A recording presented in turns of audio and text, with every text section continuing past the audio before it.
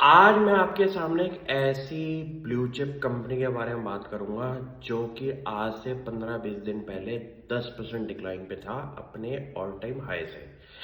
जब कोई कंपनी ऐसी सिचुएशन में हो, ब्लू चिप कंपनी जिसकी ग्रोथ स्टोरी इंटैक्ट हो और वो थोड़ा सा डिक्लाइन शो करे, राइट टाइम होता है झपट्टा मारने का ऐसी कंपनीज के अंदर। ये कंपनी का नाम है हमारा नेस्ले इंडिया। कंपनी के ऊपर आप स्टोरी समझेंगे ना, तो आप ये सोचेंगे कि अभी भी कंपनी का जो ग्रोथ स्टोरी है वो रुकने वालों में से नहीं है। क्योंकि लोगों को ये लगता है ब्लू चिप कंपनी हो चुकी है, ग्रोथ स्टोरी जो है अब स्लो हो जाएगी। ऐसा कुछ नहीं है। कंपनी के फाइनेंशियल रिजल्ट्स में आगे सुनिए बातें।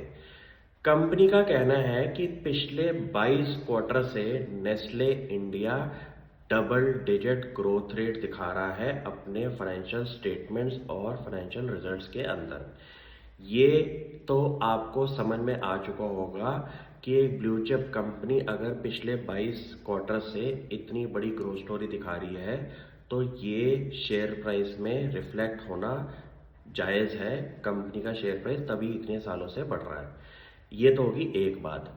दूसरी बात, कंपनी ने जब स्टेटमेंट में मैंने पढ़ी कंपनी की मैनेजमेंट का, वहां पे उन्हें एक ऐसी स्टेटमेंट बोली जिससे मेरी आंखें खुल गई। ये स्टेटमेंट कंपनी की ये थी कि पिछले 25 साल से जब से कंपनी इंडिया में काम कर रही है, उन्होंने लगभग लगभग 7,000 करोड़ रुपया इन्वेस्ट किया है कंपनी का इंडिया डोमेस्टिक बिजनेस के अंदर। लेकिन अगले 5 साल में कंपनी अपना केपेक्स प्लान 6,000 से 6,500 करोड़ का लेके बैठी हुई है, क्योंकि इंडिया का डिमांड सिनेरियो चेंज हो चुका है।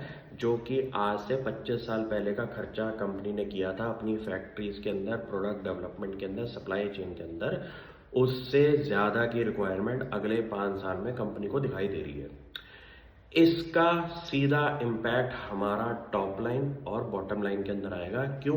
कोई कंपनी अगर एफएमसीजी सेक्टर के अंदर है, जहां पे आपकी रोज की डेली नीड्स की रिक्वायरमेंट पे कंपनी काम कर रही है, अगर कंपनी अपना एक्सपेंशन कर रही है, फैक्ट्री नहीं लगा रही है, तो कंपनी का गेम चेंजर मोमेंट है, ये समझ लीजिए। क्यों?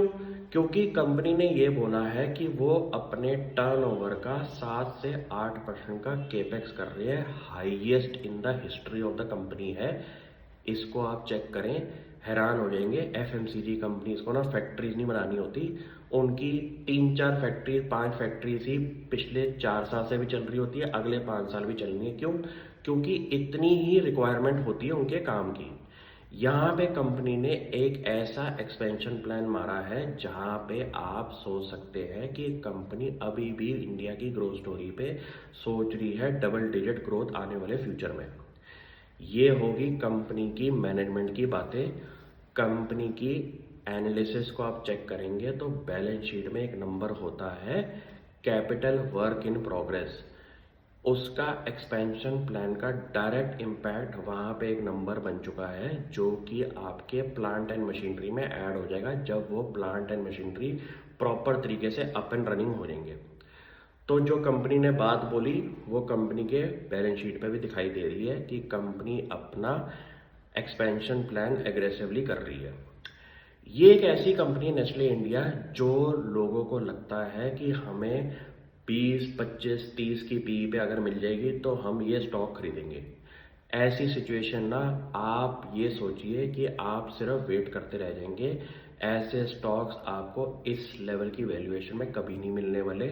मैंने भी बहुत साल वेट कर दिए इस स्टॉक को लेने के लिए। क्यों?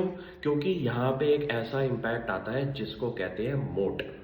कोई कंपनी अगर अपने बिजनेस के अंदर मोट अप्लाई करती है कि उनके प्रोडक्ट ऑफरिंग ऐसे हैं जिसका मार्केट के अंदर कोई कंपटीशन वाला प्लेयर नहीं है।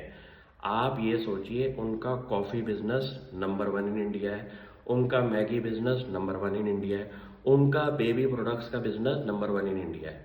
ये नंबर 1 की कहानी सिर्फ प्राइस रियलाइजेशन के अंदर नहीं है, जहाँ पे कंपनी के सुपर नेचुरल प्रॉफिट बन रहे हैं।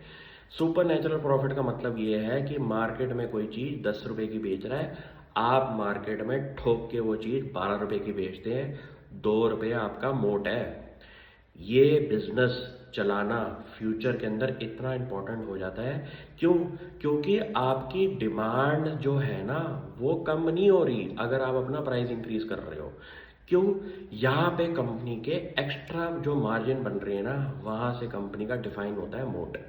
सिंपल कैलकुलेशन है, इस पे कोई बहसबाजी नहीं है कि ये कंपनी तो ओवर वैल्यूड लगती है। ओवर वैल्यूड तो आपको मिलेगी क्योंकि ये ऐसे प्रोडक्ट्स मार्केट में उतार चुके हैं जिनकी डिमांड इंडियन कंज्यूमर खुद जाके करता है कि हमारे को मैगी चाहिए, हमारे को कोल्ड कॉफ़ी चाहिए नेस्कैफे की। आप टेस्टिंग पे लगा लीजिए ये प्रोडक्ट्स, आपको समझ आ जाएगा consumer preference is not towards price, consumer preference is always towards consumer taste. ये स्टोरी इस कंपनी के साथ तक जुड़ी है ना, ये स्टॉक आपको कभी भी सही लेवल पे नहीं मिलेगा, हमेशा ओवर प्राइस्ड ही आपको लगेगा। क्योंकि आप सोच रहे हैं कि इसकी पी ज़्यादा है, इसकी पी हमेशा ज़्यादा मिलेगी क्योंकि इस पे जो मोट लगा हुआ है उसको इंटेंजिबल कॉस्ट कहती है, जो कि एक बिजनेस में अप्लाई होना शुरू हो जाए तो बिजनेस की डायरेक्शन चेंज हो जाती है। आप सेम कॉस्ट पे अपना एक प्रीमियम चार्ज करके अपना प्रोडक्ट बेच रहे हैं। ये स्टोरी नेस्ले इंडिया के साथ पिछले 15 साल 20 साल से लगी हुई है, तभी ये स्टॉक आपको कभी भी सही लेवल पे नहीं मिला। आपको ये समझना पड़ेगा नेस्ले जो प्रोडक्ट बना रहा है, जो उनकी सर्विस है, उस पे कंपनी ने अपना पेनिट्रेशन भी अब बढ़ाना शुरू कर दिया है। कंपनी की मैनेजमेंट ये कहती है कि उनकी अर्बन पेनिट्रेशन आज की डेट में 90% से ऊपर की क्रॉस हो चुकी है अर्बन एरियाज के अंदर, और अब वो रूरल अपना डिस्ट्रीब्यूशन जो है वो एग्रेसिवली बढ़ा रहे हैं। ये कंपनी को ना दुनिया की कोई ताकत एफएमसीजी सेक्टर के अंदर नहीं रोक सकती, क्योंकि इनके जो प्रोडक्ट्स है ना उसका कोई कंपटीशन ही नहीं है। जब ऐसा बिजनेस आ जाए ना रुक नहीं सकता वो काम। और अगर बिजनेस की डिमांड और बढ़ रही है तब आप सोचिए कि कंपनी के फाइनेंशियल अगले 5 साल में कितने बड़े होने वाले हैं। Thank you.